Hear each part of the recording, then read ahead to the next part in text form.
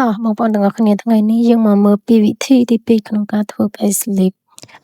ដោយយើងត្រូវការក្បាលចាប់ពី2ឡើងទៅឬក៏ក្បាលជាប់មើលជាដើមអញ្ចឹងយើងមកមើលទាំងអស់គ្នាតើខ្ញុំធ្វើដូចម្តេច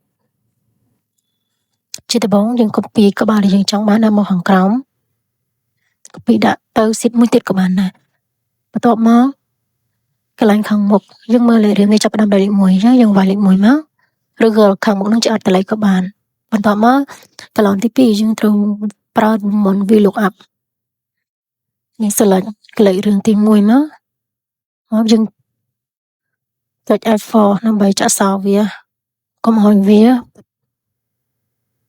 លោតទៅខាងស្ដាំបន្តមកទៀតយើង select ទាំងអស់មកពីខាងលើយើង select ចោលទាំងអស់ហើយយើងចាក់សោវា F4 ដើម្បីចាក់សោពងប់វាកុំឲ្យវារត់តទៅចាក់សោទៅហើយយើងវាយពាក្យ column វាចេញវងកញ្ចក់ខាងមុខមួយយើងវាយវងកញ្ចក់ថែមមួយទៀតក្បៀសហើយយើងរកយក font ជាកាសែតហើយយើងមើលយើងអូសវាដល់ចេញអា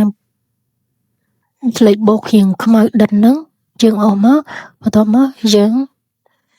បោះវាដើម្បីឲ្យចេញ format ដូចខាងលើបន្តមកទៀតយើង select ទាំងអស់យើងមើលឲ្យចេញលេខបូកដិតពណ៌ខ្មៅហ្នឹងយើងអូសចុះក្រោមអូឲ្យរៀងលើកតិចមកបងប្អូនកុំឲ្យអូសឲ្យខ្វះអូសហើយយើងមើលយើងចង់បានត្រឹមលេខប៉ុន្មានសល់មកយើងលុបចោលទាំងអស់អញ្ចឹងវីដេអូខ្ញុំមានតែប៉ុណ្្នឹងទេបងប្អូនអាចសាកអនុវត្តទាំងអស់គ្នាឆ្ងល់ខ្លាំងណាស់បងប្អូនអាច comment ខាងក្រោមអរគុណ